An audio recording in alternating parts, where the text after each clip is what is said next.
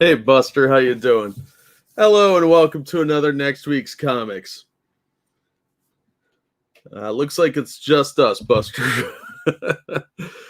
Yeah, the stream's a little. Hey Atheist, yes it is live. How you guys doing? Doing okay out there? I hope so. Oh, I forgot to do my lazy shilling. Oh, I'm bad at this. Ugh. This is what I get for doing this so late. Times at like 12:30. Ugh. Should put up notifications a little more early. I'm not in control of that, unfortunately.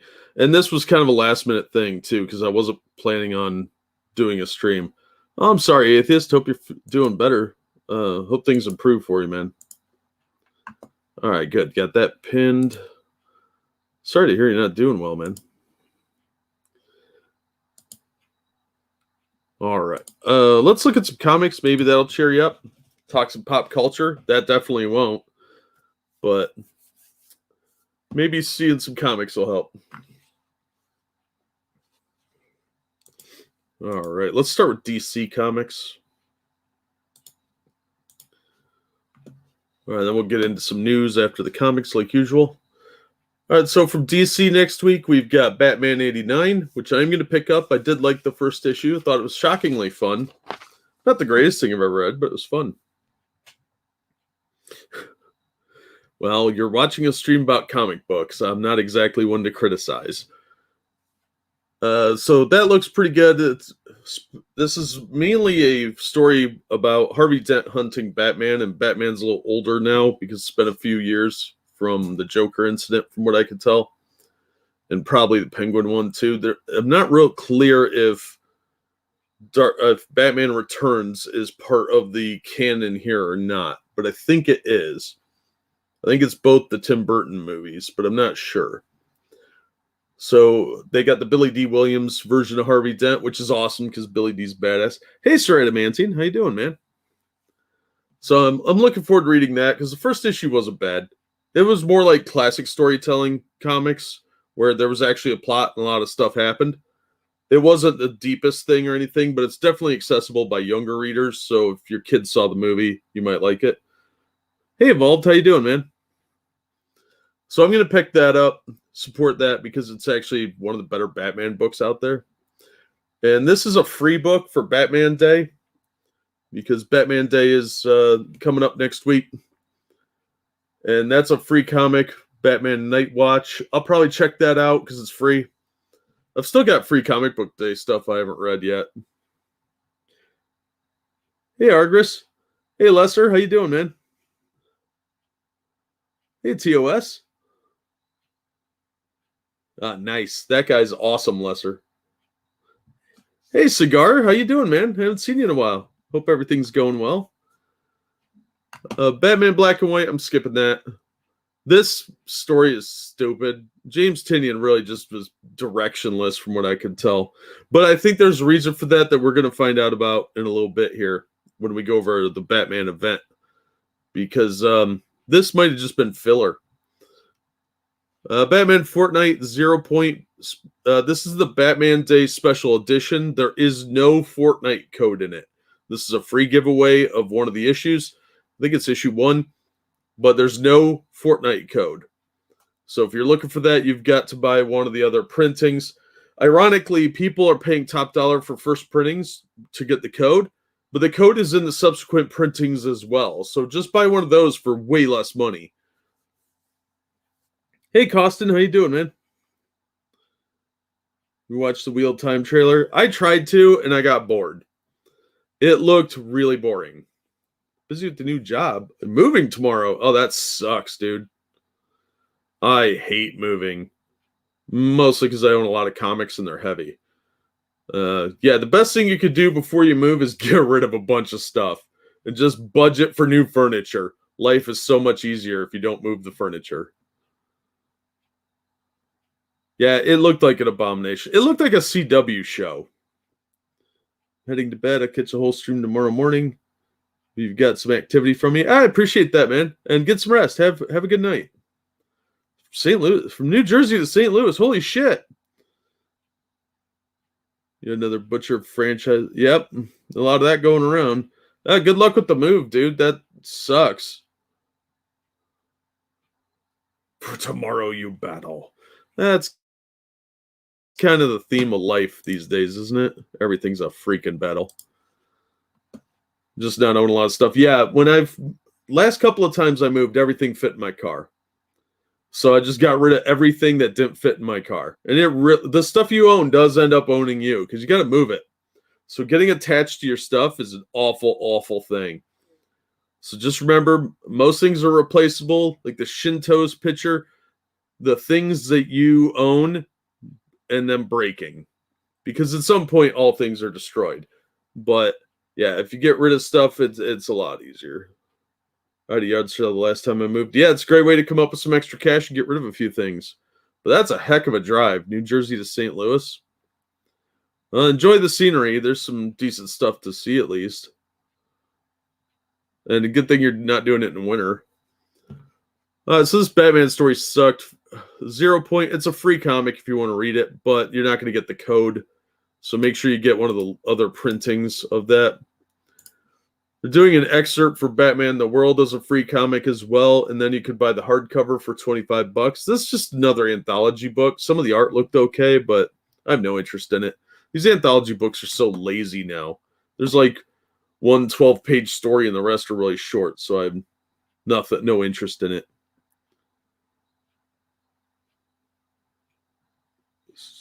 Yeah, make sure your TV's wrapped up good. 63% raise? Wow, nice, dude. Well, good luck, man. Hope you like it. Hey, Merle. Yeah, I have a ton of books too, Argus. When I was going to move to Tennessee, I liquidated most of my books, got it down to, I think, 6 boxes. And that was the majority of what I owned was boxes of books. And that was like my signed stuff and things like that. And I ended up having to ship some of them. And the post office lost my copy of Lauren Coleman's book, Mothman and Other Curious Encounters. And it was autographed. I was so pissed. I ended up getting a different one that happened to be autographed by him, but it wasn't personalized like the other one was. So I'm really bummed about that. So somewhere out there, the post office has a copy of my copy of that book. Batman Urban Legends. This is garbage. Tom Taylor trash. This is the one, issue 6 was where Tim Drake's gay now. So they're probably going to do the same to Batman Beyond. Future State Gotham is the new Batman, Black Batman, fighting one of the new supervillain things. This Future State sucks. I Am Batman. This is the continuing adventures of Jace Fox as he assumes the mantle of Batman. We're going to learn a little more about that shortly. I'm not buying either of those. Justice League, I don't care. That book hasn't been very good. Justice League Last Ride, I've heard this is pretty good, but what's going on with his arm? That doesn't look right. Looks like an action figure. I've heard this is good, but I just refuse to take the risk at this point. I'll get him out of the dollar bin. I might pick up Pennyworth issue 2. I picked up the first one. I've heard good things about the TV show, but I haven't read issue 1, so I'm kind of on the fence about that. Rorschach, I'm not buying that. Screw Tom King. Superman and the Authority, I don't care about. That's not Superman. That's stupid. Batman and Scooby-Doo Mysteries, I'm totally going to buy this. These books have been great. Great kids' books. And this time you got the pup named Scooby-Doo cast and crew with what looks like Robin here. The Joker, that's a pretty good book, but it's way overpriced. Get it in trade if you're interested in it, at a discount, no less. Because $6 is not worth the money. Titans United, don't care. Unearthed, the Jessica Cruz story. Her head's flat. She looks like a Dick Tracy villain. And because she's Latina, you got to have like Aztec themes and stuff. Yeah, okay. That's stupid. Wonder Woman, don't care. I've heard that's been pretty good, but I refuse to read it because the writers haven't been very good. The Amazon Warrior, 80 Years of Wonder Woman. This is probably okay, but I don't have the money for that, so I'm not buying it. But I'm going to buy a Batman 89. I'm going to get the free Night Watch comic, Might pick up Pennyworth #2, and I'm going to get the Batman and Scooby-Doo. So 3 Batman books. Well, technically, possibly 4, because Pennyworth is basically a Batman book. So that's it from DC. Not a lot of good picks. I thought there was like St. Louis, and then there was St. Louis. Hey, Zombie, how you doing, man? How long till they turn Nightwing into a gender-fluid feminist? They've kind of already done that with his memory loss thing, where he was dating like a supervillain named Defacer, something stupid like that. But it wouldn't surprise me if he ends up being non-binary or neurodivergent or whatever nonsense that is. All right, previews. This is for next week, September 15th. Compass, don't care. Deep Beyond, failed premise. The premise was interesting, but you'll notice they've got more variant covers. The more variant covers, the crappier your book probably is.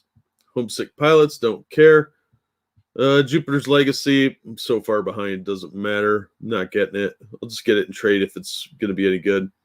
Man-Eaters, this is about women, and when they reach their bleedy times, they turn into werecats or whatever. It's stupid.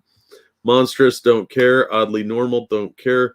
Primordial, I just can't bring myself to care. Cold War Thriller, 6-issue miniseries.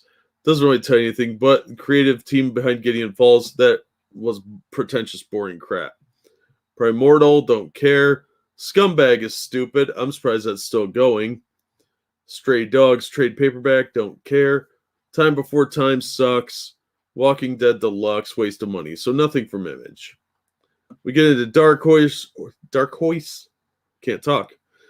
Dark Horse has Hellboy, BPRD 1957, Family Ties one shot. That's probably fine. A lot of the Hellboy stuff's pretty good, but I'm not going to get it because it's $4 for a one shot, and I have a hard time justifying that. I'll grab it out of a discount bin in the future. House of Lost Horizons, don't care. Savage Hearts looks dumb, and Witcher Geralt Manticore figure. I don't even know what that is. I don't play The Witcher, so I'm not paying $60 for a statue of somebody from it. So nothing from Dark Horse. IDW. Bermuda, stupid. Godzilla Rivals, unfortunately stupid. Could have been cool. Instead, it's like this woke Burger King Kids Club. Bunch of kids that hang out with Godzilla. It's stupid. Sonic the Hedgehog, it's probably fine. I don't read Sonic, though. Star Trek Year 5. I've been hearing this has been good, but I dropped it a while ago because of a stupid storyline about Sulu dating a fish person. It was dumb. And I dropped it and haven't picked it up since, but it's supposed to still be pretty good. Star Wars High Republic, I refuse just on the High Republic grounds, but I've heard the IDW stuff is much better than the Marvel stuff. TMNT Jenica. Unfortunately, Jenica is the focus of all the TMNT stuff. I actually have this miniseries. I just haven't gotten around to it. Probably won't for a while either. But Jenica basically became the Star Turtle because the person writing it is trans. And they identify with this character because this used to be a human that became a Ninja Turtle. And that's some sort of euphemism pastiche for transgenderism now. Whatever. It became really dumb. Usagi Ojimbo, I'm absolutely picking this up. So Usagi is the only one from IDW this month because that's the best written one. On to Marvel Comics. Oh, hey, Ori. Yeah, gross, right? Is Gods of Brutality Elric going to be in trade paperback? The Elric one is supposed to come out in trade paperback. I know it'll be a hardcover for like $20, but it's only like 2 issues. But it looks really nice, and the art was fantastic in that. So I might actually buy that one. But that's like the 4th volume of the Elric books they're redoing in America for the first time because they're, I think, Italian or somewhere in Europe. So that might be worth checking out because the other books that look really good too. So yeah, Gods of Brutality I don't know about because a company like Scout's too small for you to really gauge. You never know with them. but hopefully it will be. All right, Marvel, we got Black Widow, garbage. Eternals, Thanos Rises, garbage. The Eternals has really been boring and slow, and nothing happens. These books are so boring. Excalibur by Teenie Howard, I don't care about any of those characters anymore. X books have completely lost the plot. Extreme Carnage, Agony, don't care. They've been milking Extreme Carnage for a while. Fantastic Four 35, I think that book is just subplots of secondary characters and it's boring. Look at all the variant covers and nonsense like that. Fantastic Four Life Story, just not that interested in it. Iron Man, same problem Fantastic Four has. The plots don't really go anywhere. They're not particularly compelling. The men are all betas. Like in Iron Man, he was just sort of being put down by Hellcat for the entire first issue. And I think the second and third issue too. So it's just boring crap. And it's slow going and the hero is incompetent and stupid. And all the women are smarter than he is. Kang the Conqueror, I'm not interested. Last Annihilation, Wakanda, don't care. Marauders, X-Book, don't care. Valkyries, stupid. Miles Morales, don't care. Savage Avengers, don't care. Spider-Woman, don't care. It's shockingly boring.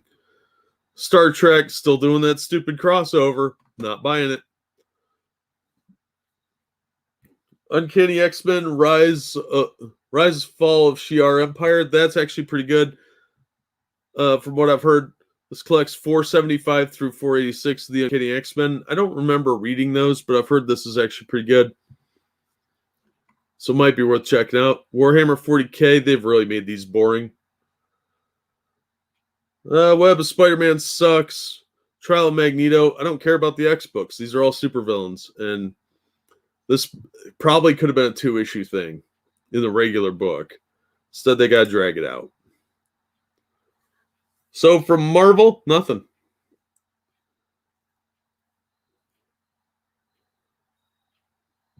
Thank you. We'll have to check online. Read a lot of Conan and the like back when I was a kid.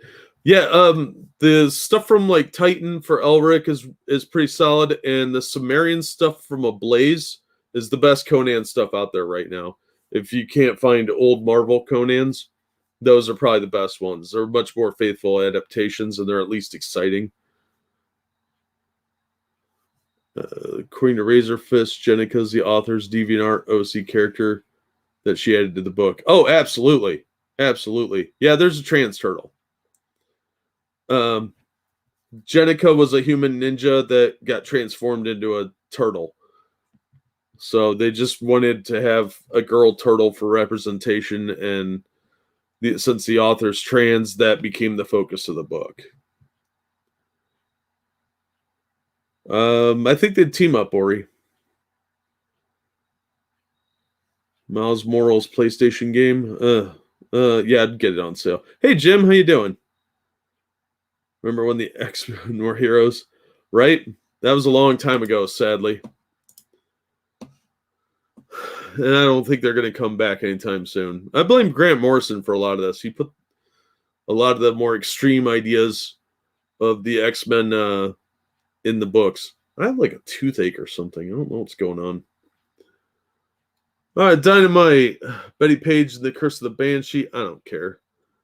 I just never got into the Betty Page stuff. Elvira meets Vincent Price, #1 signed. No, thank you. Invincible Red Sonja. I might pick that up. I'm kind of on the fence.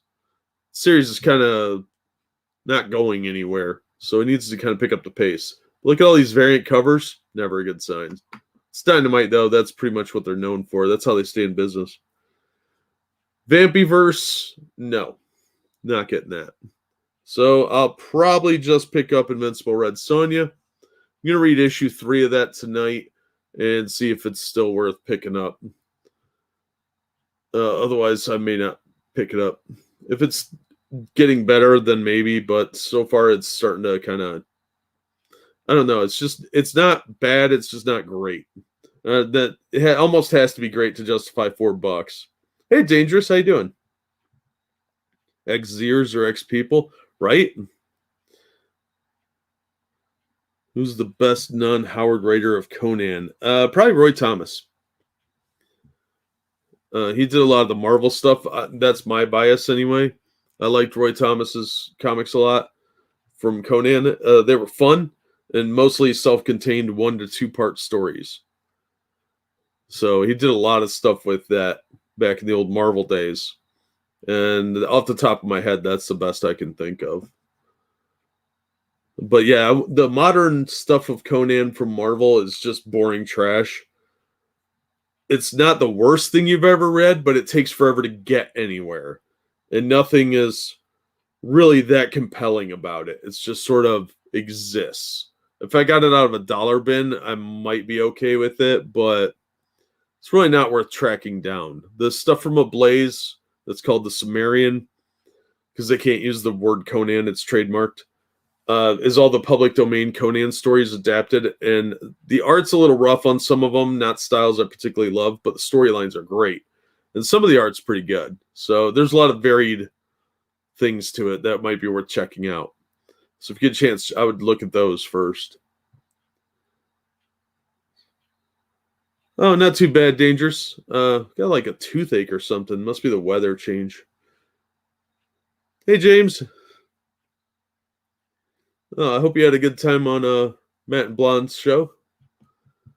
All right, let's see. Boom, Buffy, don't care. Eat the Rich, don't care. Maw, stupid. Power Rangers, I'll pick that up. Save Yourself, don't care. Look at this crap cover. Look at that. Could you get any more modern era than this shit? Side of the head shaved, dyed hair, ambiguous person of color, strong fist because she's a strong, independent woman that don't need no man. I'm surprised she has breasts and she's not 400 pounds. Will Gigi be able to win hearts and minds, and more importantly, the final battle? Though Sean, Commander Surf, and Gigi weren't in the exploding ship that Mia feared they were, there's still Yeoh to deal with, and they're not going to be captured without a fight. But Yeoh is just part of the problem. Did enough of Earth's population witness Gigi's live stream to expose the lovely trio for the villains they truly are?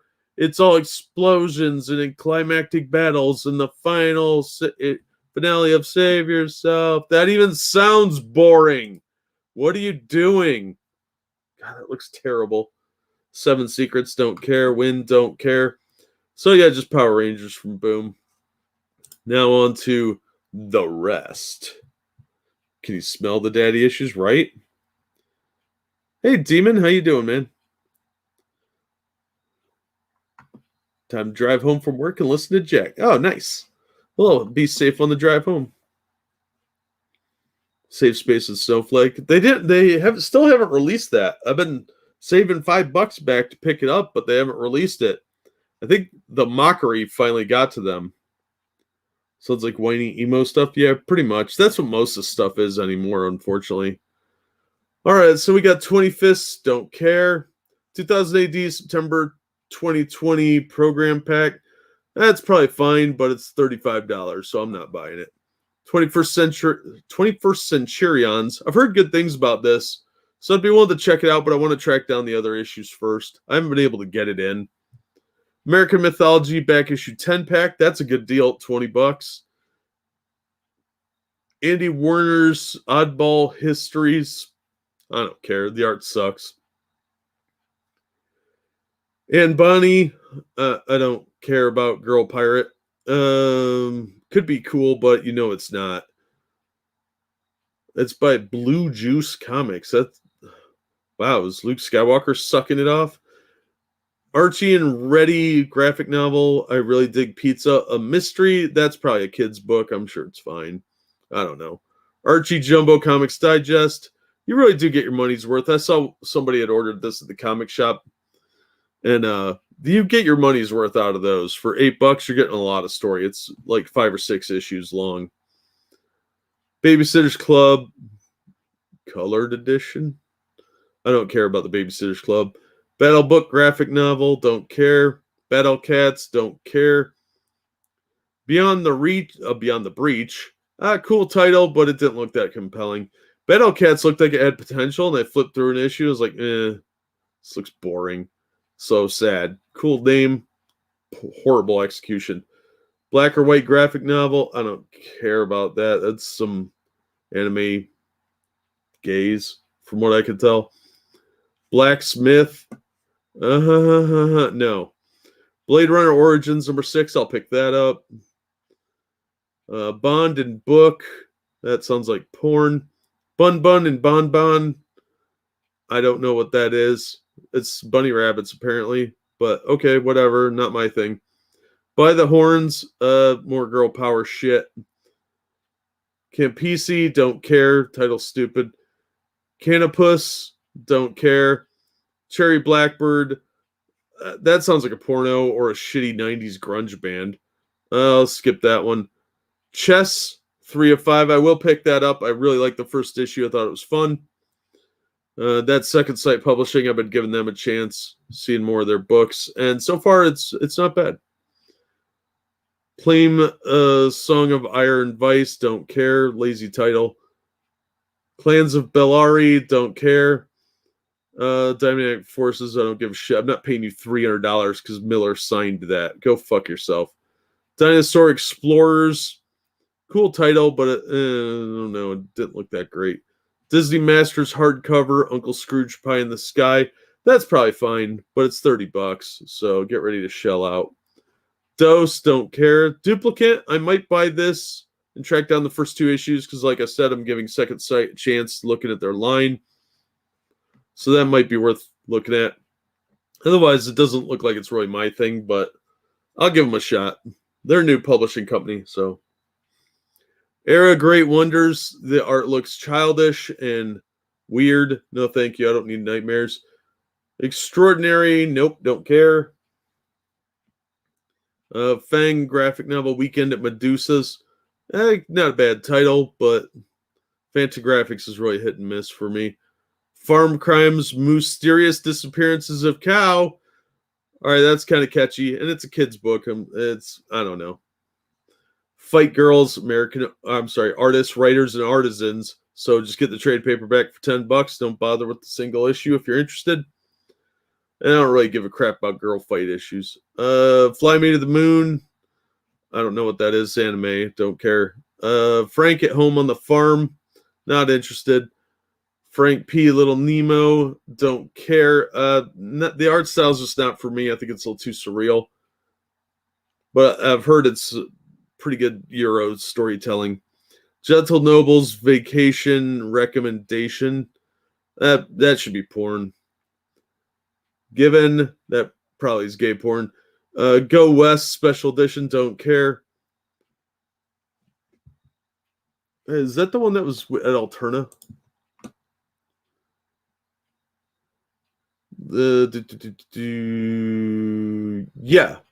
Yeah, I think that is. I think that's a reprint of the Alterna book. I'm pretty sure that's a reprint of the Alterna stuff, but in graphic novel form.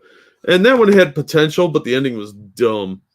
But I don't know. Some people might like it. It had kind of a Western feel. There were elements that were really cool, and then the ending was stupid. If that's the one I'm thinking it is. God Killer, Tomorrow's Ashes, not interested. Hayate Combat Butler. All right, that's a catchy title. Volume 38, though. I'm not jumping in that far. Yeah, correct. I don't blame you. Jack Winston Nightmare, you can keep looking through TikTok. Yeah, TikTok is one of the greatest train wrecks in history. Well, I finally caught Jack stream. Hey, BC, how you doing, man? It's like he's keeps cheating on me. I'm not cheating on you. You're just not here. You saw nothing. Don't go through my phone. I can read comics. Friend bots blink. They couldn't even bother with a cover, so not buying that. I can read comics level. Pete the Cat. These are kids' books. They're probably okay. Jealousy graphic. No, I don't know what that is or why that dude's hugging himself. Is he gonna jerk off? Vortex trade paperback volume 2. I haven't read that yet. I've got the issues for Vortex 2, but I'm missing issue 1 of Vortex volume 1. So I can't read volume 2 until I've read volume 1, because I actually thought this was the sequel to a different book that I had read, which was Standoff. But it's not. It's a sequel to a book I didn't read. So I bought all the issues. I'm like, I don't know what's going on in issue 1. And then I realized I hadn't read the first miniseries, and it wasn't the series I thought, so it was my own dumbass fault. But I tracked down every issue except the first one, and I had to order that. So I have to get it off eBay or something. Junkie Cable, number 4, don't care. Kirby Manga Mania, I'm not a Kirby person, sorry. Cracking me up. Get it, the Kraken? All right, that's funny. Legend of Zelda, Twilight Princess. I don't care about Zelda, I'm sorry. I didn't grow up with video games that much. We didn't have that many video game systems, and we weren't allowed to play them religiously like a lot of kids. So games like Legend of Zelda, I didn't play till I was in college, and that was on Super Nintendo. And then I was bored because I wasn't used to playing for that long. So, yeah, I just never got into that stuff. That's why I think Sonic and Mario and those really don't do anything for me, because we only ever got to play for like an hour, and we had to pass the controller around between the siblings, and that got boring. Preschool age stuff. Oh, Pete the Cat? Oh, okay. We used to have, when I was a kid, we had Morris the Moose and Boris the Bear. They were 2 Canadians, obviously, and they'd get into wacky adventures. Like Morris would be blowing his nose, and Boris would be trying to stay away from him because he's sick, and just stupid little adventures like that. Those were fun kids' books. I still have a set of those somewhere I picked up at a garage sale, and I thought, I'll read these to my kids. And then I didn't have kids, so that became a thing. But they're in storage somewhere. Ha, Kraken, I see what you did there. Right, Della? How you doing, man? Hey, BG. Gotta make sure I say hi to everybody. I don't want you to think I'm ignoring you. Letters from animals. That sounds dumb. Food, poop. Boring. They don't exactly write Shakespeare. Locust, don't care. Looney Tunes, wordless. These are actually books with no words. So great, all ages, I would assume. Magic Treehouse. I don't give a crap about the Magic Treehouse. Manga classics. Les Miserables. Don't care. Mao, the graphic novel. Oh, he's got a sword. That's not Mao Zedong. Or is it? It's volume 1, so I don't know. Exercise of Destiny in an era spanning supernatural adventure. Okay. It's probably about commie crap I don't care about. Maria Lovett's Porcelain. I don't care. Moths. Moth is a catchy title, but there was a superhero book a while back. I think Steve Rude did it. Called Moth that had a pretty cool looking art. I've got a couple issues floating around. I should review those. I'll have to find them, though. They're in one of the random boxes. And that was much more interesting. This looks boring and stupid. Mullet Cop, I'm totally buying this. I mean, check that out. He's a mall cop with a mullet. And he teams up with the supercomputer AI for the mall to fight crime. That looks freaking hilarious. So I'm going to buy that. Absolutely Nat. I don't care about that. 9 stories from Behemoth. I don't know. It looks a little too anime for me. Ninjak. God, the art in there was such shit. That review should be up tomorrow at 10 a.m. And oh my God, the art is such garbage. The cover's great. Don't let these covers fool you, though. The interior art is dog shit. It looks like somebody had an epileptic seizure while drawing. Nobody's Child, don't care. It might be good. I don't know. But I don't think I'm going to read it. Pokemon, Overwatch, I don't care. I'm not a Pokemon person. That was a little after my time in Overwatch. I never played it. Possessive. This might be pretty good. I wasn't able to get issue 1, but I'm going to try and get issue 2. So I might get this if I can track down a copy of issue 2 before next week. Rabid World. No, don't care. Tired of zombie stuff. It's boring. Red Room. I don't know. There's no image. Rick and Morty Worlds Apart trade paperback. The Rick and Morty comic book stuff's pretty decent. It's not great. If you're a huge Rick and Morty fan, you'll probably like it. But beyond that, it really didn't do anything for me. It's just not my style. And I didn't find it as funny as the TV show. But I'm not a gigantic Rick and Morty fan. But it's got kind of the same feel. Some issues are weak, some are stronger.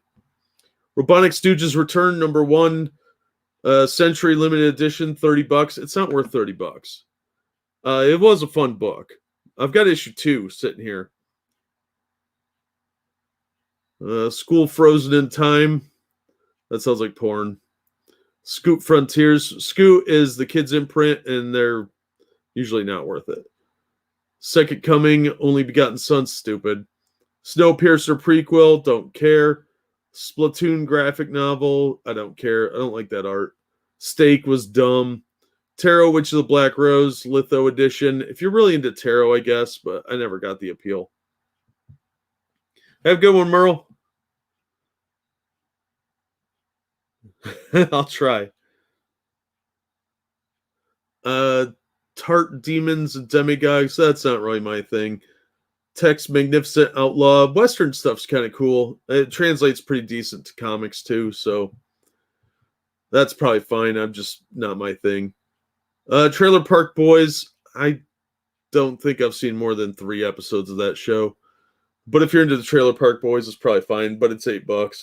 It's Devil's Due too. They're not known for being real high quality lately. Unicorn, second print. I didn't care the first print. White, still don't care. Just more racist crap from Black Mask, in my opinion. White Widow, I am going to pick this up. I've got the other issues. I've reviewed issue 1, but the other ones are just kind of sitting here. And I never got around to recording them, but I did read 2, 3, and 4, and they were pretty good. It's kind of a chick Spider-Man book, but it's not bad. It's better written than Spider-Man is lately. Wizards of Mickey, that one will be fine, I'm sure. Yokai Watch, I'm sure that'll be fine too. Look, there's Jibanyan and Whisper and that kid, Nate. And I don't know who they are. So that's fine, I'm sure. So the other ones I'm getting are Blade Runner, Origins, Chess, Mullet Cop, White Widow, probably Duplicate, and probably Possessive. So that's the new stuff coming out. Hi, Vanessa. So let's get on to some news articles. All right, so they've got a new costume for Jason Momoa in the new Aquaman movie. I don't know how I feel about this, but it doesn't look real good. So first, Jason Momoa shared... Oh, thanks, Assassin. Appreciate it, man. So first he shared this. This is the costume from last movie. Looks good. Looks like the comic book version. So you're thinking, what could they do to spice this up and make it look more memorable? Because, I mean, the gold look really does look good on film. And the green looks fine. So it does have that orangish look to it. I like that. I like the original costume. Oh, that's not cool, Demon. Just keep going. It's probably Antifa. It's a trap. No manga I want next week. Yeah, there's not a lot of pickings. All right, so the new costume looks like that. Yeah. Now, this is supposedly, from what the comic people are saying, is supposed to be like his Tempest costume. But during the Tempest storyline, it was blue with like these real light blue, almost white stripes on it, and that's not what this is. This is just bluish black and generic looking. It looks boring. This is incredibly boring. This looks like a scuba suit. It doesn't stand out. There's nothing particularly memorable looking about it. It's a real step down from this kind of memorable look. Kids do like bright colors, right?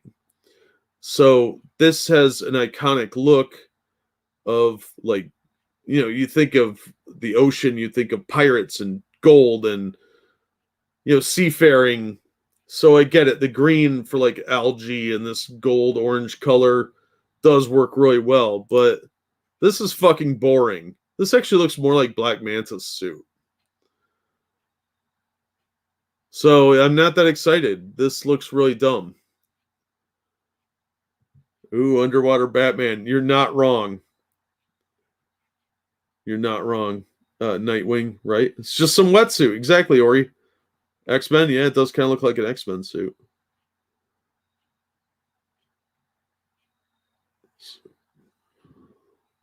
Temporary costume like infiltration. They haven't said, but Jason Momoa was sharing this apparently, and I think this looks dumb. It does look like he's a villain.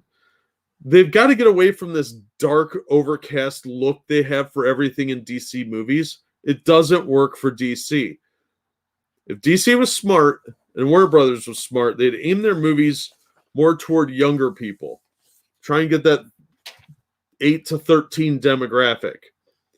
And kids like that are looking for bright colors, bright costumes, hopeful looks, hopeful storylines where you've overcome the villain and do it with a smile. DC characters do not smile anymore. They barely brought that back. They have brought it back in the comics a little bit, but not much. Everything's so dark and depressing. This is dark and depressing. You are not underwater Batman. You're Aquaman. You should look like this, and you should be looking badass and cool and doing cool stuff, like riding seahorses and telepathically communicating with the Kraken or Cthulhu or some shit. Instead, they want to go for this drab, boring, dark colors. This is stupid. It's a terrible idea. Oh, that sucks. Oh, stay safe, Demon. Yeah, all the heroes do look the same then, Assassin. You're not wrong. Yeah, there's only a handful that work well with dark stories. You got Batman. You can do that with characters like Wild Dog that are street level vigilantes. But most of the big guns have to be kind of these mythological beings because they're so powerful. You can't really have like a crime noir story with Green Lantern and make it really good in film. That's not really going to work very well. It's kind of stupid. It could work, but it's probably not going to. So just make it a little more lighthearted. Shazam was a good success because it was aimed at the target demographic that power fantasies like the DCU appeal to. Young people that want to be more powerful than they are, because that's what most young people want, especially in that age demographic of like 8 to 13, 15, where they're trying to figure life out. They're trying to figure out their boundaries, stuff like that. That is much more exciting for them. So make it an adventure story relatable to younger people, and you will have a much more successful market and a longer-term fan base. The only villain left in the world is straight. Wait, yeah, you're not wrong, Ori. You're not wrong at all. They even turned Black Manta into a quasi-hero because, well, they had to, because they can't have a bad black guy. All right, so let's go to our next article. This is some sad news.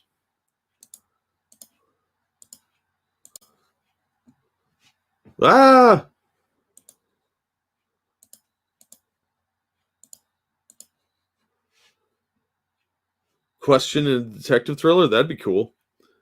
Yeah, Willard Scott passed away. Died at 87. Now, a lot of people don't remember that he was the first Ronald McDonald. And that got really overlooked by a lot of these reports about his death. This is from New York Post. They don't mention it either, I don't think. Go away, pop-up. They haven't released his cause of death, but he used to do this thing where he would mention viewers' names if they were 100 years old on their birthday. That was really cool. So everybody said what a nice guy he was. He looks a little creepy there.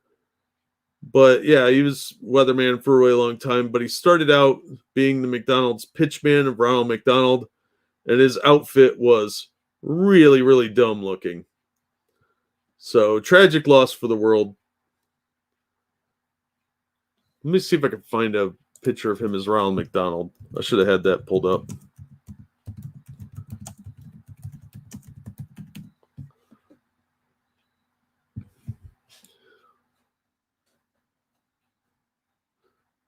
Look how young he looks there. Wow, that's 1980.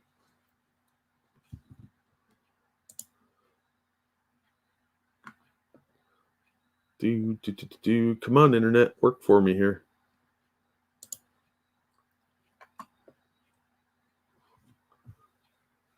All right. Yeah, here's 1963.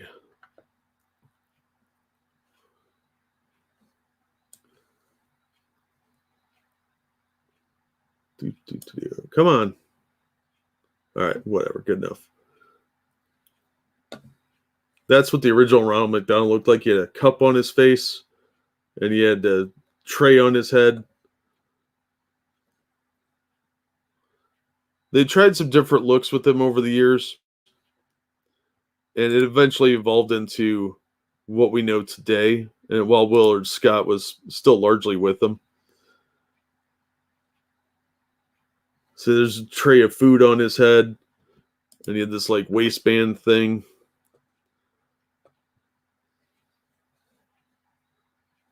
And still kind of a jumpsuit looking thing here. A lot creepier looking. If I saw this in the alley, I'd run in terror. But yeah, he had this belt thing with a little tray of food. There's original commercials out there. So if you ever want to watch them, I highly recommend checking them out. I'll drop the link in chat. Hey, Angela. Hope you're doing well. Yeah, those old commercials are terrifying. That would frighten me as a child. So let's get that scary shit off my screen. So yeah, he passed away, but there is other McDonald's news. Now, I liked all the Grimace and McDonald Land stuff when I was a kid because, I mean, that was little kid stuff, and you got to play with toys. I had a McDonald's play set as a kid, and it had like some little employee guys and little trays and stuff. It was really cool. I should try and find a copy of that someday. But yeah, that was pretty cool playset. My GI Joes attacked it pretty frequently and tried to liberate it from Cobra, because Cobra always tried to take over McDonald's because they had the best fries.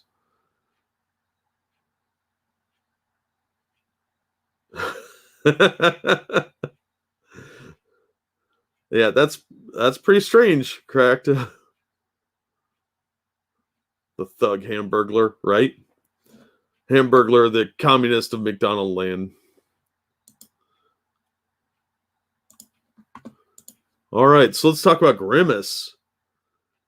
This is from Comic Book Resources, or CBR as they're known now. Now, this is a misleading headline. McDonald's manager shares the horrifying truth about Grimace. And according to this guy, Brian Bates, he's the winner of Outstanding Manager of the Year. He claims that Grimace is the giant amorphous purple McDonald's spokesperson is an enormous taste bud. And that's actually not true.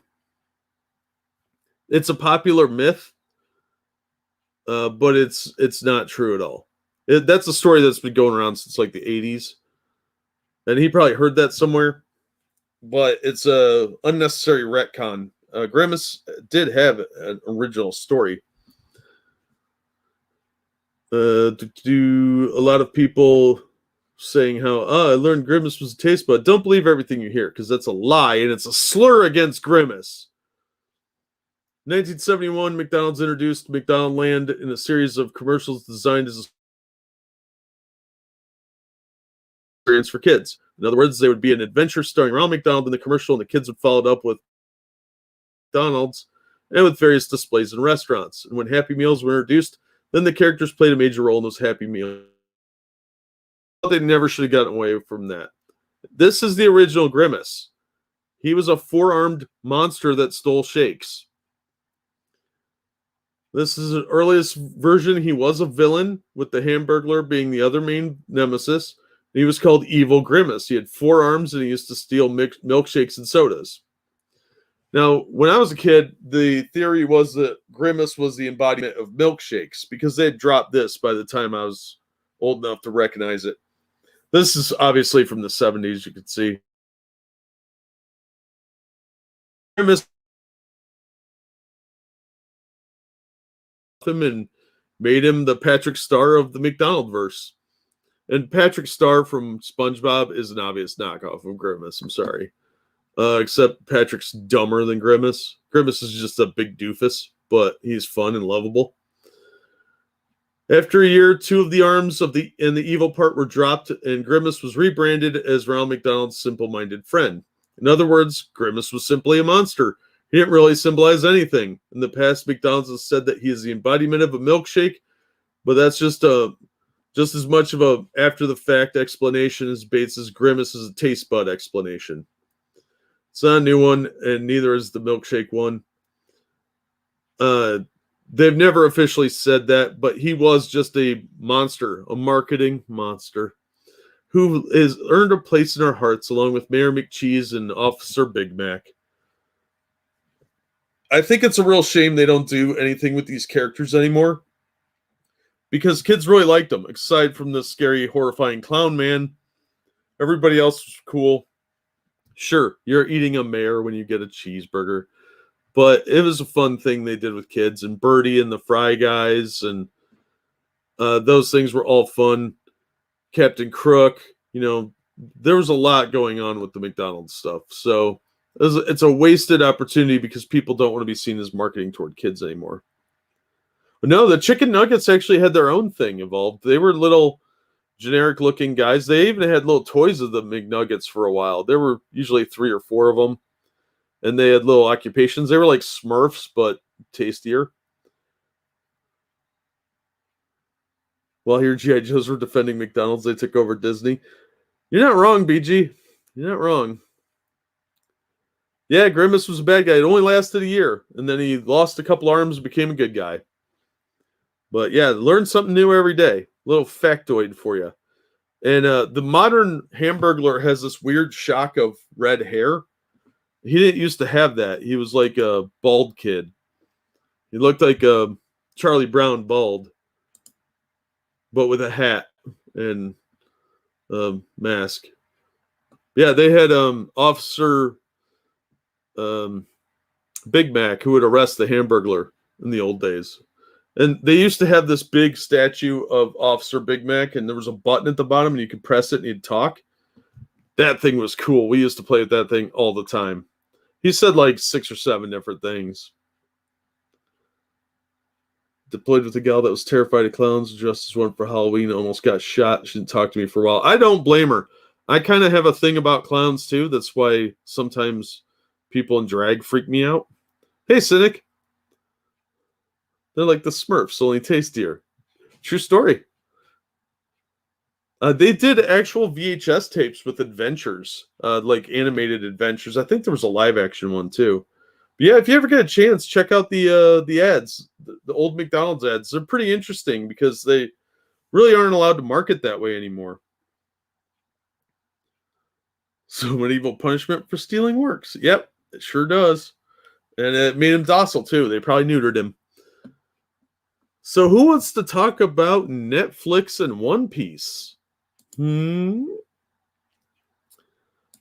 I know I don't, but I know some people in the audience are fans of the anime.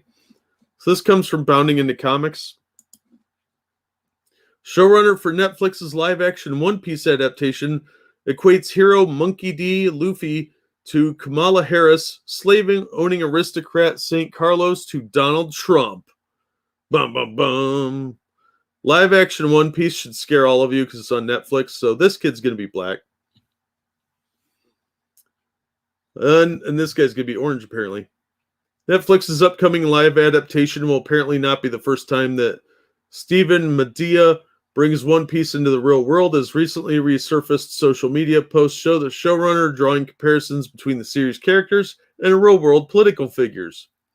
Because that's not lazy. Medea made his first political comparison in January of this year, shortly after Joe Biden and Vice President Kamala Harris took office on Inauguration Day, sharing a side-by-side comparison of One Piece protagonist Monkey D. Luffy and VP Harris to his personal Instagram.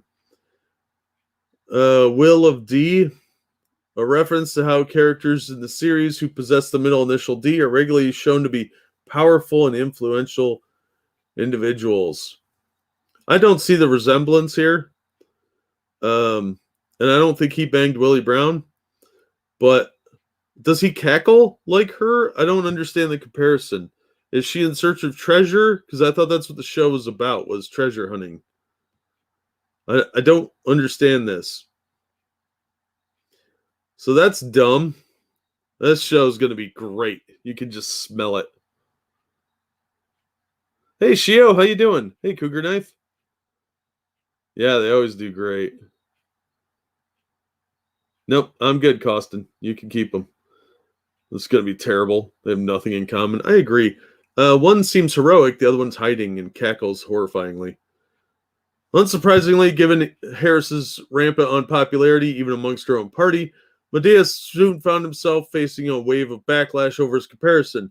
In response, Medea issued his second political post, I'm assuming, sharing another side-by-side comparison, this time between minor series villain Saint Charlos, a privileged and slave-owning member of the One Piece world's elite, and former President Donald Trump. Oh, it's so edgy. To those who think One Piece posts should be political or anti-fascist, here's before and after of Saint Charlos. Wow, you're so edgy and original. Wow, this look kind of says it all about this post. Like, wow, you must have put at least 2 seconds of thought into that. Now, he's since deleted the Luffy Harris post. The other one is still live on Instagram. I think this is stupid. This guy's going to make a travesty out of this show, and it shows how lazy he is. I don't know, Jim. That's a good question. They were supposed to do a regular series of it, and it's never surfaced. They did a couple of one-shots, and that was about it. I think her popularity waned, and Devil's Due didn't want to spend their limited money on that. Yeah, exactly, Angela. So, I don't know. I had no interest in One Piece before. I have less now. I'm definitely not going to check out the live-action show. This is stupid. All right, let's talk about Shang-Chi. Or more specifically, sexy Michelle Yeoh. Because, still would smash. Shang-Chi actress Michelle Yeoh claims Jackie Chan disagreed with women in films until she kicked his butt. I'd believe that, because she's actually a badass. And if you ever saw Wing Chun, you'd know that. Actress Michelle Yeoh, perhaps best recognized for her role as Yu Shu Lin in Crouching Tiger, Hidden Dragon, and both versions of Philippia Georgiou in Star Trek Discovery. Why would you reference that? She's Wing Chun, damn it. My God, you couldn't think of anything else? A heroic trio? Nothing? You had to go to these two lazy references? Fuck off. As claimed, the cinematic stunt legend Jackie Chan once believed that women belonged in the kitchen rather than the films. That is until she allegedly kicked his butt. Yeoh recently recalled the experience with Chan during a recently published article with The Guardian, given to writer Ryan Gilby in promotion of her upcoming film, Shang-Chi, in which she plays Ta Lu Guardian Ying Nan. Speaking to Yeoh's light combat duties in Shang-Chi, Gilby asked the actress for her opinion on what's changed in the industry in regards to stunt work, to which she replied, "When we first started in Hong Kong, you didn't have help from CGI. No, it was all wire work and your own stunts. You just went out and did what you had to do." Yeoh added before recalling her famous motorcycle jump stunt from her 1982 film Police Story 3, Super Cop, which she co-starred in alongside Jackie Chan. "I felt invincible." That was an awesome stunt, by the way. That's a great movie. The Police Story movies are fun. On the subject of Chan, Yeoh further reminisced on an interaction with her co-star, reportedly begged her to refrain from performing the film's over-the-top stunt work. "I told him, 'You're a fine one to ask me to stop. You're always doing them.'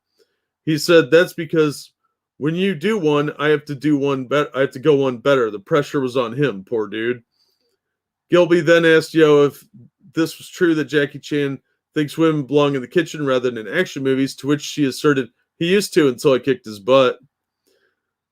Curiously, despite the article's author's extensive research, this purported women in kitchen controversy does not seem to have stemmed from an actual admission by Chan, publicly or otherwise. Yeah, well, why would it?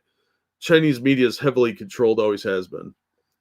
In fact, it appears the most negative news regarding Chan and women comes from the actor's own 2018 memoir, Never Grow Up, and doesn't involve Hollywood, but rather his immature behavior towards them during his youth, abs, and extramarital transgression made during the course of his marriage to his wife, Joan Lin. Reports have also been routinely published asserting Chan has failed in his partnering duties. Yeah, he's kind of a manho. Perhaps even intentionally.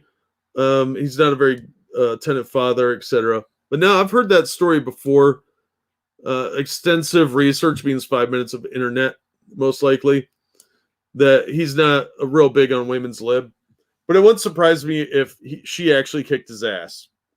She's a better martial artist, if you ask me. He's good, always has been, but I think she's better.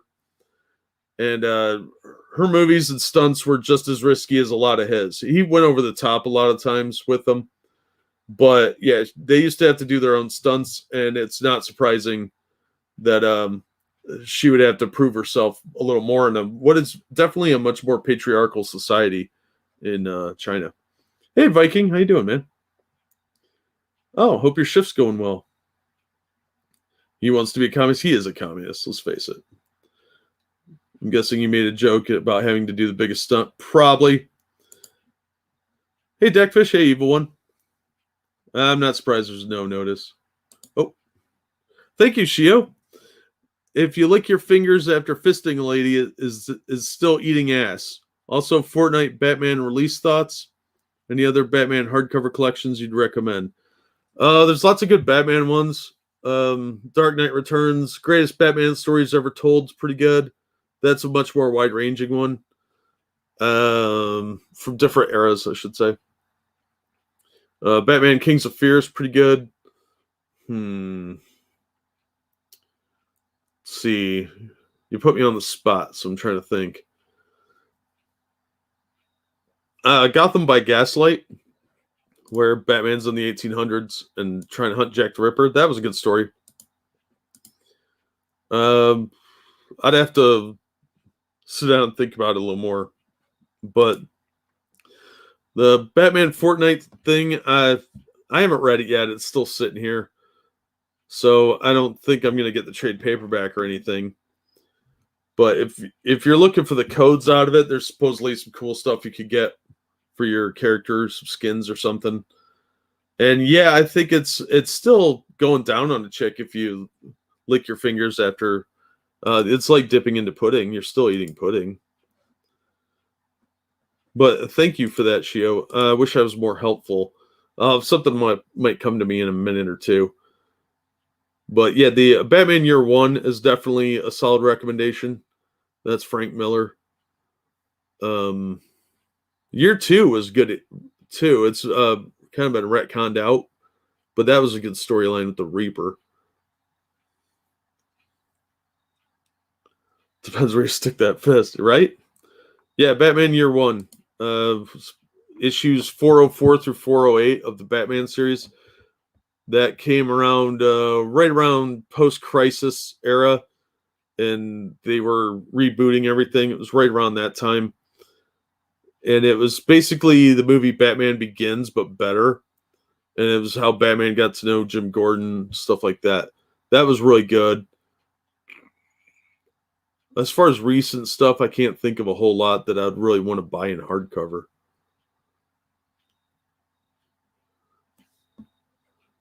Sorry, I'm not more helpful on that front.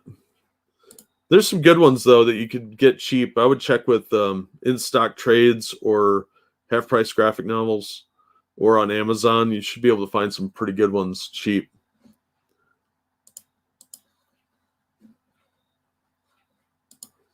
Hold on. I'll do a quick search on the Google machine here if it works. Because now that's got me wondering what I could recommend. Yes, Batman graphic novels. I should do a graphic novel stream.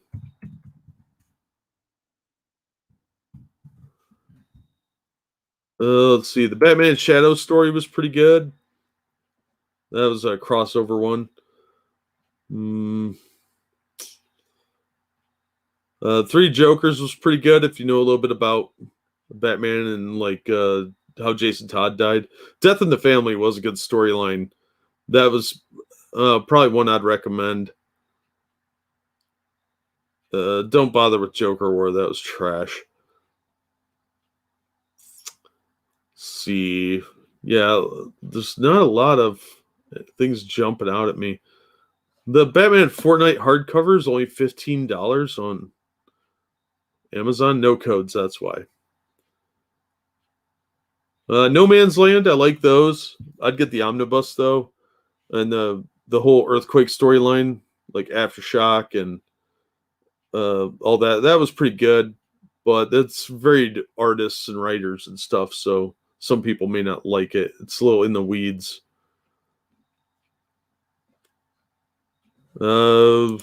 Greatest Joker stories ever told is pretty good too.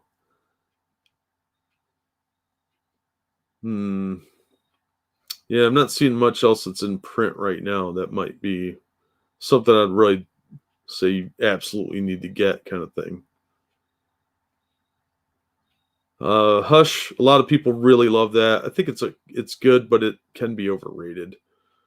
It's not the end all be all of Batman or stories, so I thought it was good. It's just not. I wasn't that blown away by it, but it's worth a read. Yeah, that's probably what I'd recommend right now. Would be those books. I'll let you know more as time goes on. Check back with me in a couple weeks because I'm going to be reading some more Batman stuff. Maybe I can be more helpful then. Yeah, Hush was pretty good. Long Halloween. Otherwise, Year One I would definitely recommend. Death in the Family, Lonely Place of Dying, Dark Knight Returns. Hey, Kyler. Yeah, I set up the stream really short notice. Hey, Mass Creation, how you doing? Hey, Cirque, how you doing, man? I don't think I saw you there. Saying into some old Judge Dredd. Nice. Are you going to read America?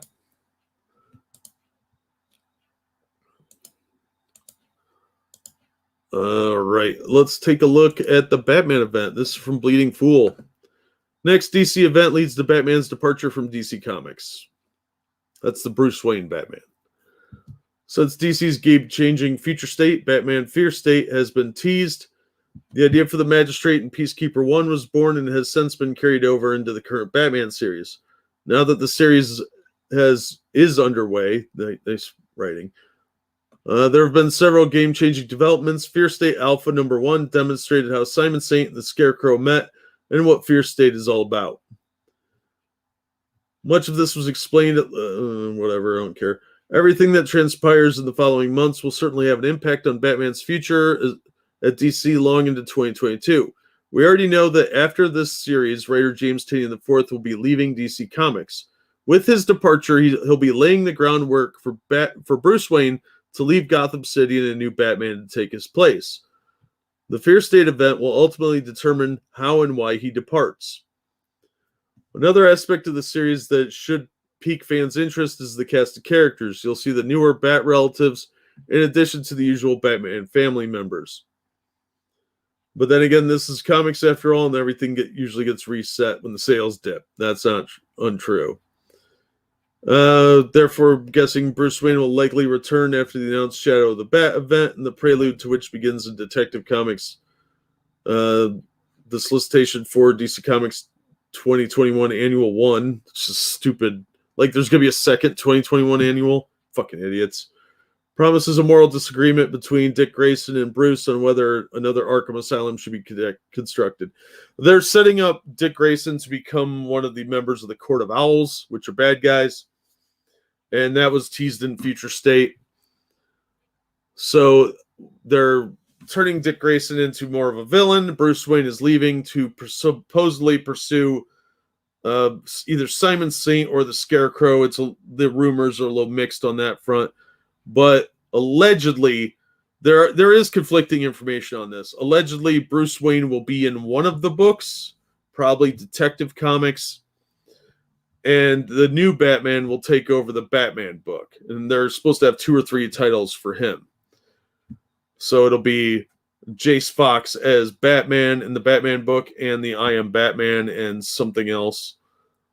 And Bruce Wayne's going to have his own little pathetic adventures over in Detective, and eventually the plan is supposedly to phase Bruce Wayne out completely, at least for a while. And most likely they want to do it permanently because from what I could tell of Daniel Cherry III, he is a big, big activist and he has no interest in comic books whatsoever. The imposter isn't Batman, absolutely. Batman who doesn't like a comic about a pederast. Right. Well, I don't think he's a pederast, but it is kind of sad that they're doing that. You're not wrong, BG, sadly.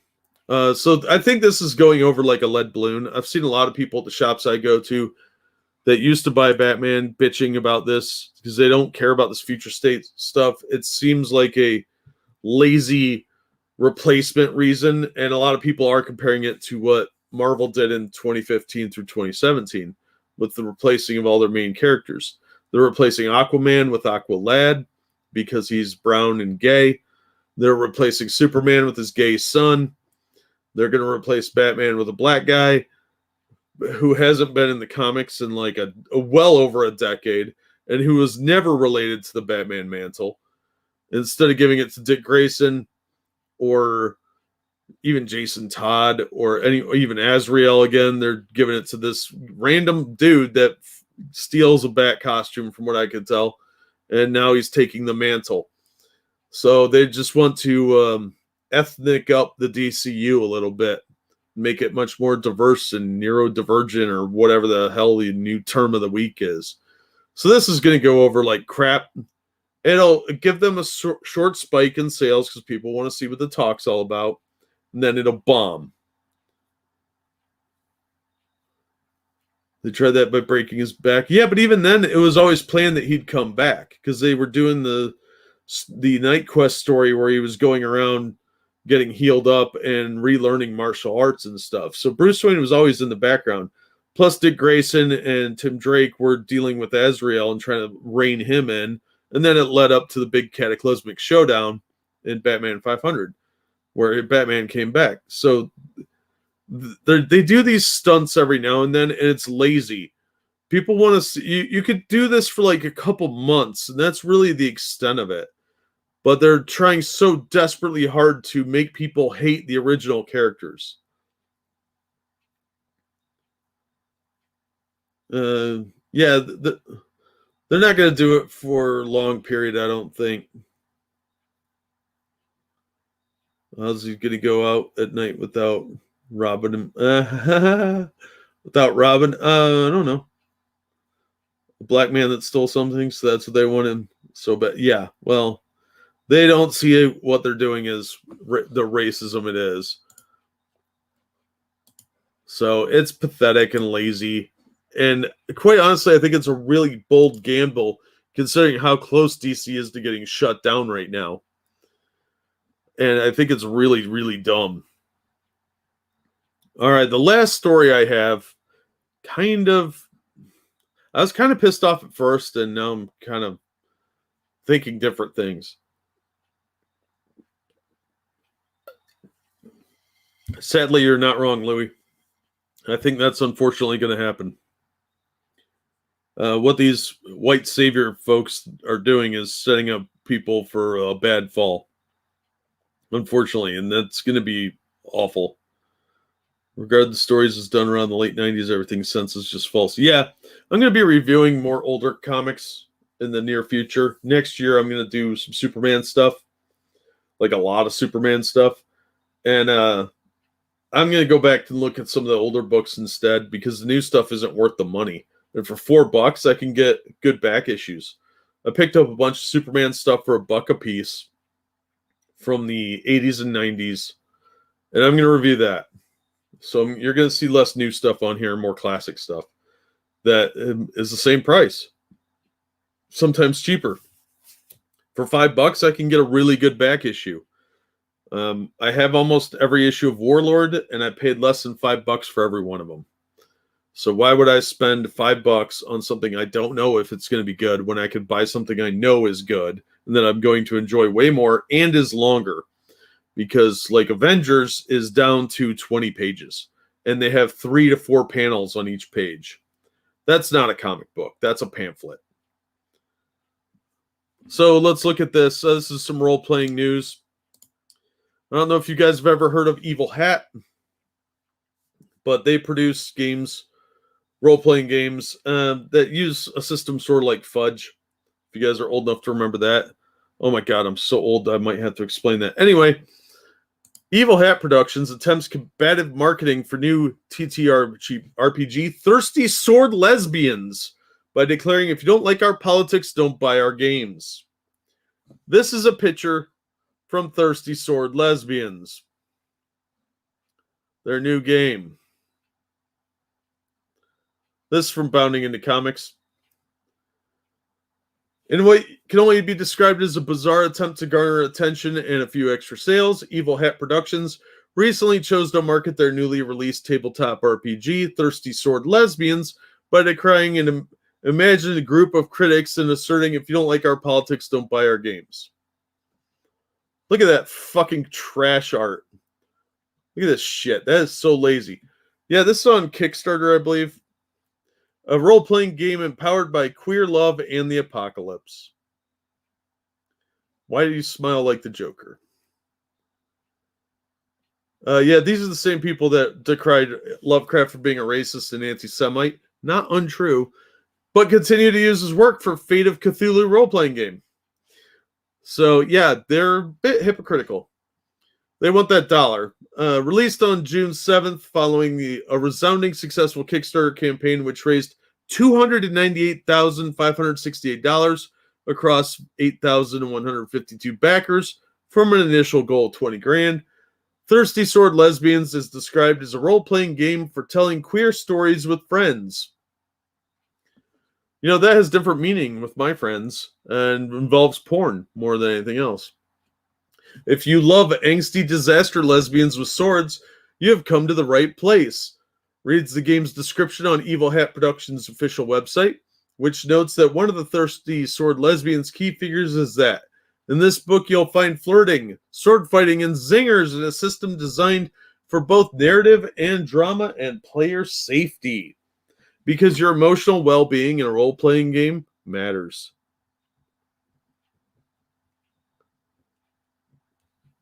I gotta write myself a note real quick. All right, so here we have the spooky witch. So notice how body positive she is, and that's probably a bonus to armor.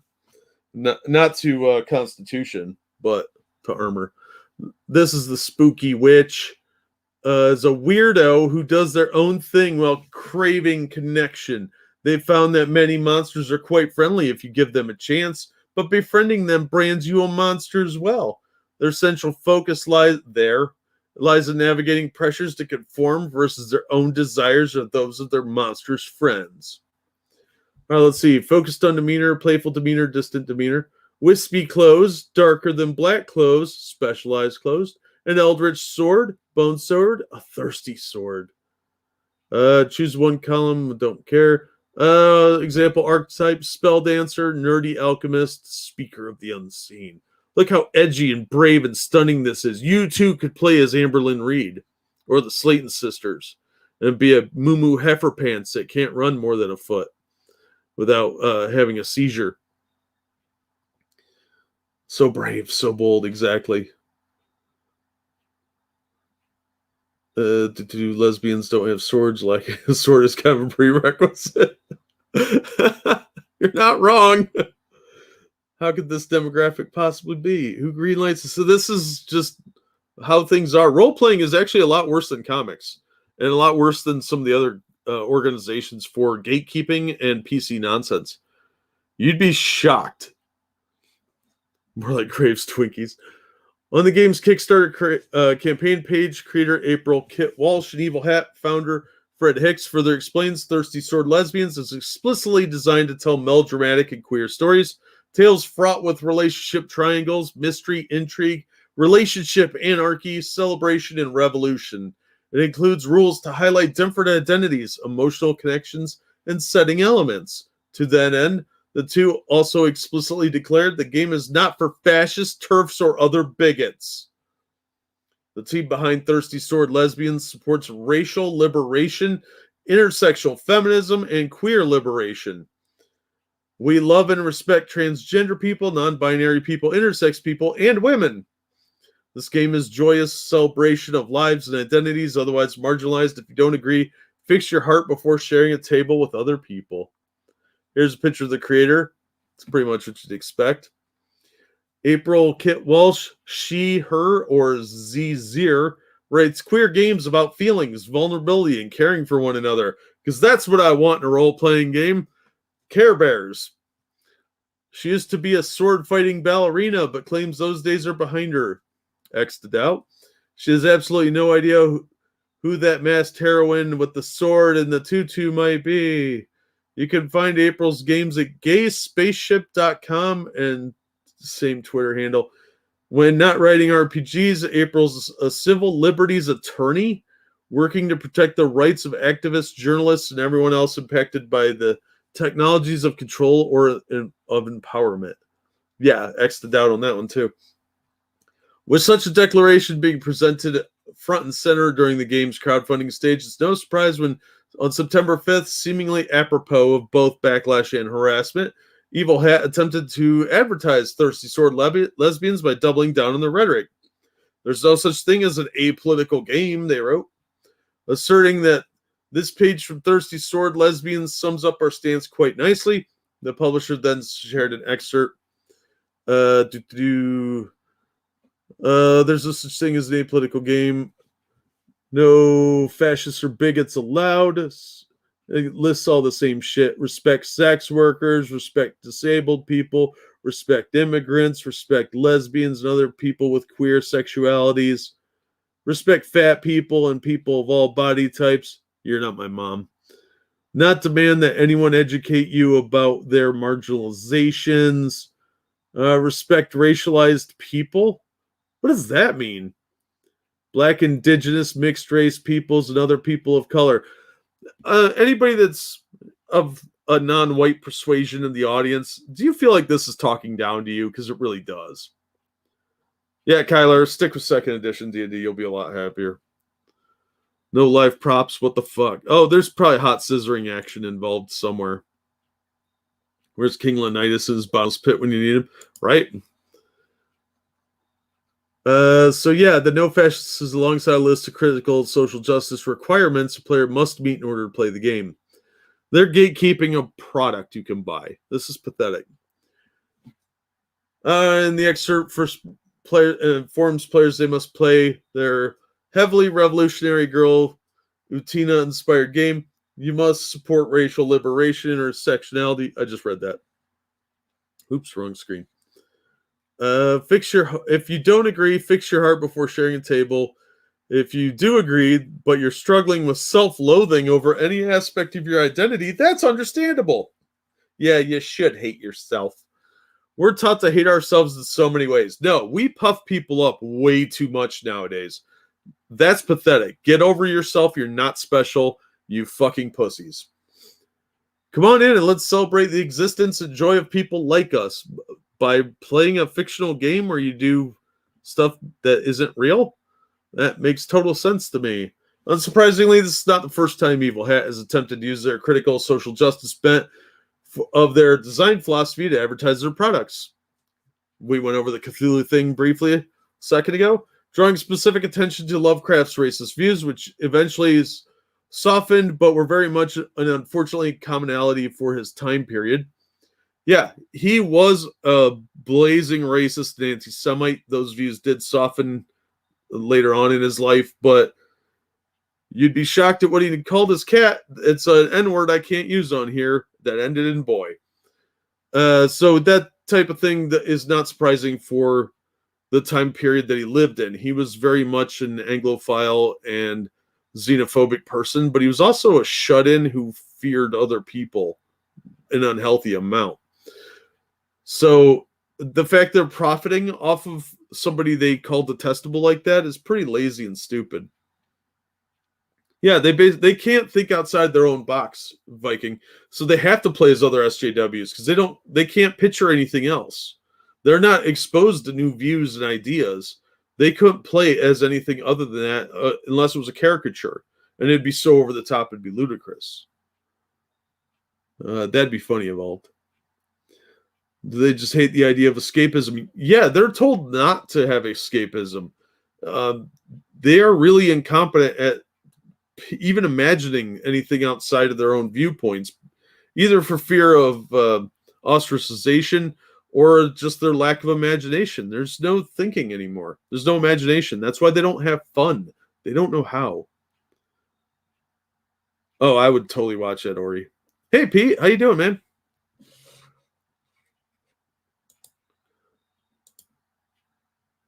Let's see here.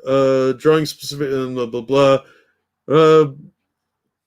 Evil Hat reasoned that the developers and players can acknowledge the fear behind his imagination while also re-examining what came out of it, and recommends similar works by writers of color as an alternative resource for world building with Lovecraft's creations. So they want to use the source material, but give a trigger warning, content and consent. This is so fucking lazy. They're fine. They don't have a problem with using his material with the products of his alleged racism, which was again common for the time. But they will still profit off of those ideas. That's really fucking lazy. So I don't know if they're going for outrage money. I don't think they are. I think they're serious, like too many of these companies now. How many times do we have to see this before we get the hint that they're really like this? But I think this is going to backfire on him. Now, if I've given a copy of this or I find it used somewhere, I might pick it up just to laugh at it and go over it in a stream. But I don't think this game looks fun at all. It'd be more fun if it was mocking this type of nonsense. But to suggest that you have to be of a certain sexuality or bent politically is ridiculous. And the fact they raised almost 300 grand for this stupid thing is disgusting. I mean, look at this trash. Do you really want to pretend you're this person? Why? Why would you want to do this for anything other than a joke? And fishnets over this looks like a ham. Look, like, are you going to Christmas dinner? What is this? Why do you look like a ham beast going to some sort of weird fetish party? You look stupid, and you have a big turd on your head. I don't know what you're supposed to. Is this somebody's idea of role playing? I mean, look at what is this? That's your leg. That's diabetes. Ah, so offended by this on just a intellectual level. Like, this is a name and pronouns. I didn't even notice that. This is not role playing. This is just weird self congratulations. I'm just gonna pat myself on the back about how awesome and amazing I am. They're not interesting people. They're not innovative. They're not creative. The only thing they know is their weirdo politics. They don't have life experience. They can't picture anything outside of their bubble. It's really tragic in a lot of ways. This is going to bite all of us in the ass in about 10 years because these people are entering the workforce. They don't know how to do anything and they don't want to follow any directions. And they're lowering standards. Yeah, why is there no hot lesbian game? No, you don't want to know, Elwolf. But yeah, just rewatch the stream later. This was actually the last article. Buy it at Goodwill for $1 to clown on my friends. Yeah, exactly. And I think that's where a lot of these are going to end up. They're going to end up with some sad cat lady who died alone because she never had a relationship or kids, and her stuff's all going to end up at Goodwill. The imprints of those fishnets last for a full week. They're probably glued to her skin. It's an Amberlin role-playing game. Oh, the game is called Thirsty Sword Lesbians. And it's not for fascists or bigots. So, yeah, that's from Evil Hat Productions. They don't want no money from no fascists and bigots. If you don't like our politics, don't buy our games. So disgusted by this crap. It's infected role-playing really badly.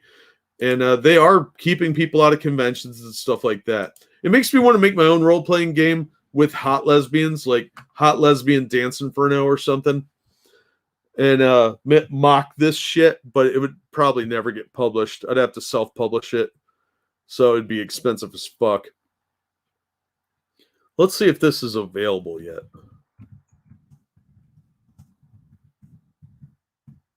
I don't think there was a release date mentioned. Oh, it is available. It's on Amazon. Oh my God, it's $32. What a ripoff. Let's see if I can copy this hyperlink for anybody interested in looking at this disaster shit. Sadly, the wife of a former friend pimped that out and backed it day one. Oh my God, I'm sorry to hear that. That looks like I'm not Starfire. It does. But they all look like this. This is how they draw now. Thigh Gap the RPG. I'd buy that. Right? Because it'd be sexy. Crowdfund something, Jack. I'll kick in. Oh, yeah, man. I'm going to look into that. I got some ideas brewing. I'm working on some projects. I'm trying to get a book revised, and I'm trying to get 2 other ones written, and I really just don't have the free time, unfortunately. That's a good question, Pete. I have no answers. It's just dumb. It's a game about relationships, so I don't know. But they want $32 for this shit. What a waste of money. I can't believe that. Let's read some reviews on this. All right, kids, we're going in a deep dive here.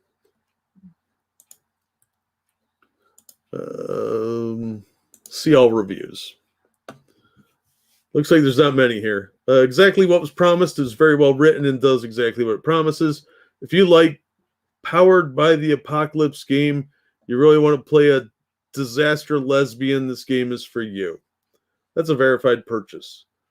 Action, emotional realness, and smooches in a beautiful package. First, the book itself is beautiful. This is undeniable. Let's not get carried away. Second, reading it will change how you think about TTRPG games in general and PBTA games specifically. It creates a space for action, adventure, emotional realness, and smooches in a way few games even try to. You should read this book. You should play this game. Fuck off. Not really what I expected. Not really what I expected. They were thinking it was going to be fun lesbians, and it wasn't. Well, that was disappointing. There's only 3 reviews. So yeah, $32.50. Waste of $32 for that. That's like $90 Australian. Yeah, waste of money. Might be cheaper to write a module for D&D. You're right. Probably not, Deckfish. This is made by a bunch of hippies, not fun people. Just bitter ex-girlfriend types. Even with my TBI, I could draw better than that. Right? I'm pretty sure you could find an average 10-year-old that could draw better than that. I wish there was more to it. It's still a new game, so... Unfortunately, that's all the reviews that are out, but $32 for that. I'm sure you can find it cheaper somewhere. That's so dumb. That actually made me angrier than I was when I read it the first time. But yeah, it made me mad, and then I was like, all right, this is dumb, but it's really not going to go anywhere. They'll get some copies out there, but this marketing campaign where they're like, if you don't like it, don't buy it. Some people will buy it just to hate read it. And I understand that, but I'm going to buy it used. Fuck that. $32. I might, but probably not. I don't do too much with the actual roleplay stuff. Just the box sets. But yeah, it looks really stupid. It's such a lazy premise. About being the bitter ex-girlfriend might be fun. Yeah. See, there's so many better ways to do that where it would be fun. Like macho chicks with machine guns. That was fun. It was cheeky and had some hot chicks on it and running around with machine guns. But this is just lazy and mean. Hate play stream. That's not a bad idea. I'm going to look into that. But that's all I had for tonight. Any questions before I wrap it up? I don't know if Monkey's up yet or not. I know he said he was going to do a stream when he got up, but I started this late. Renegade Nuns on Wheels. Nice.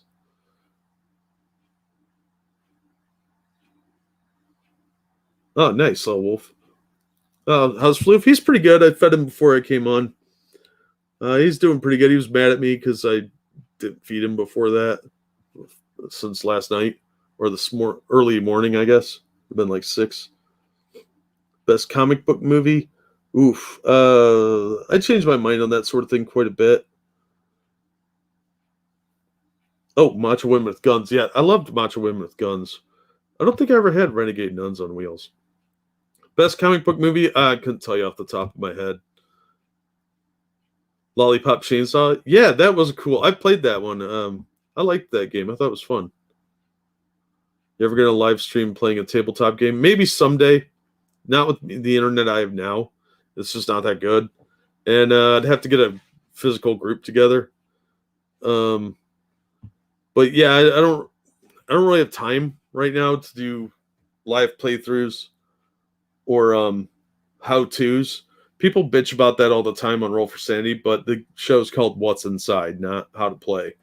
But yeah, eventually maybe I will, but I just don't have the time right now. I never played any of the PC D&D games that I remember.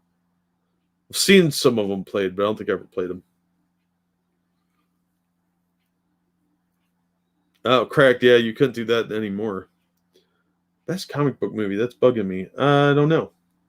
Really don't know. Set up Roll20 for you. I think I'm actually still banned off Roll20. Play online for fun if it ever happened. Yeah, maybe when I get some more free time, maybe I could do something like that. But I'll let you guys know if I'm going to set anything up like that, because that would be pretty fun. I haven't role-played in a long time. I'm pretty rusty. But something like Macho Women with Guns would be fun. Just to mock this shit. rpol.net isn't terrible. Never heard of it. More forum style. I think Blade 2 is the best comic movie. I did like the first couple Blade movies. Actually, I kind of liked all 3 of them. I haven't seen them in ages. They are supposed to be making a new Spawn movie. One with an MCU budget. That would be sweet. Really new nuns with big guns. Yeah, right? That'd be fun. Scantily clad nuns. They got bad habits.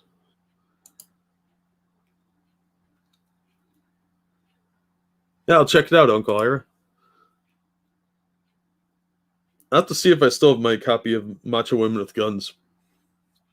A lot of my gaming stuff got sold off or stolen over the years. Like all of my Legend of the Five Rings books got stolen. I replaced a couple of the core books, but yeah, the rest of them had gotten jacked years ago, and I didn't even know about it because they were in storage. So yeah, that kind of sucked. And a bunch of my D&D box sets have gone missing over the years.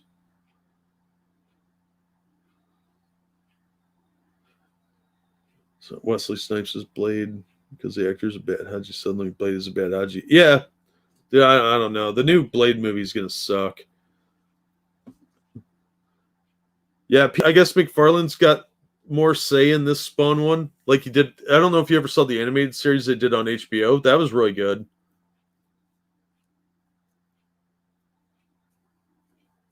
Yeah, all my first edition books got swiped ages ago, except for the set my brother gave me.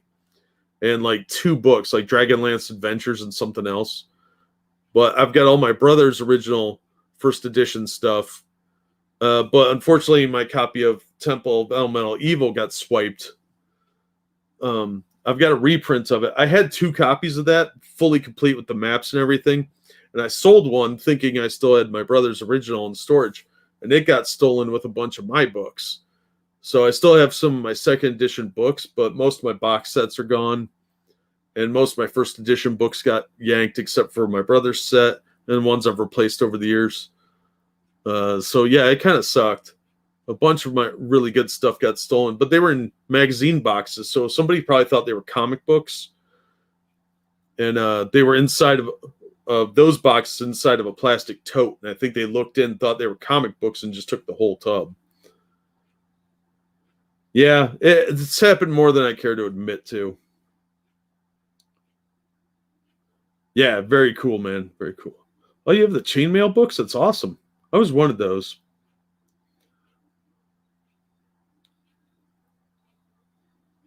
Say hello to Ellen and tell her not to kill anyone today. I don't know who Ellen is, but hopefully Ellen doesn't kill anyone. I don't know anybody named Ellen, unfortunately. Going through a box yesterday, stuff I'd gone through in 20 years, found a Fiend Folio and Dungeoneer Survival Guide. Yeah, that's awesome. It's a fun trip down memory lane. If you guys haven't been, if you're looking for old stuff like that, and you don't want to pay top dollar for a 40-year-old book, go to Drive-Thru RPG, and you can get a lot of them reprinted. They have the license for first and second edition stuff, quite a bit of it, not all of it, unfortunately. And I got Star Frontiers core box sets reprinted as hardcover books. It was pretty awesome. And they were cheap, too. The Nighthawks box set was like $19 on hardcover. They've got quite a bit of stuff on there. A bunch of old modules and stuff like that they do print on demand. It's a little pricey. It's like $8 for a module, but they go on sale quite a bit. And they have the licenses for a lot of the old stuff from first, basic, and second. I don't have Spelljammer. I used to, but nobody ever wanted to play Spelljammer. I don't have any Traveler stuff anymore, I don't think. I might have a couple Judges Guild modules that I got somewhere cheap, but nobody ever wanted to play that either. Played it a handful of times. I think they have the Spelljammer stuff on here.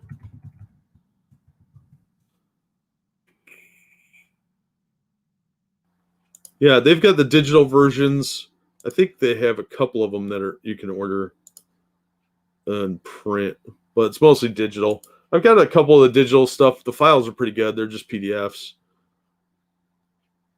And you can specify in the advanced search if you want them in print, or in the format rather. Go over to format, hit print.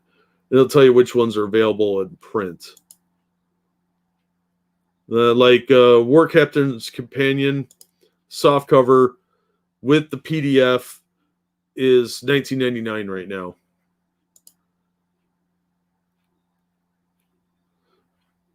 So yeah, like here's the link for that one if you want to see what it looks like. But yeah, they're actually really nice quality. I ordered a couple of reprints thinking, I'm kind of see what the quality looks like, and they were shockingly good. They're better than some of the regular books that I've purchased. So yeah, there's some really cool stuff over there. Old stuff that's been out of print for a while that you could get from TSR, or Wizards rather. I don't like giving Wizards of the Coast money, but they're not making much off of this stuff. And they've got some of those old box sets dirt cheap, and rule books, stuff like that. Just got the Judge Dredd tabletop, and of course, bought the League of Fatties expansion before it disappears forever. Yeah, that'll get memory hold. That would not surprise me at all. But yeah, I think we're going to wrap it up there, guys. As always, thank you so much for coming out. Thanks for the donation, Yeoh. I appreciate it. Monkey will probably be doing a stream later at some point. Hopefully he's getting some rest. But yeah, if you're interested in role-playing games and you wanted to get some old first and second edition or basic stuff, check out Drive-Thru RPG. They got some really cool stuff.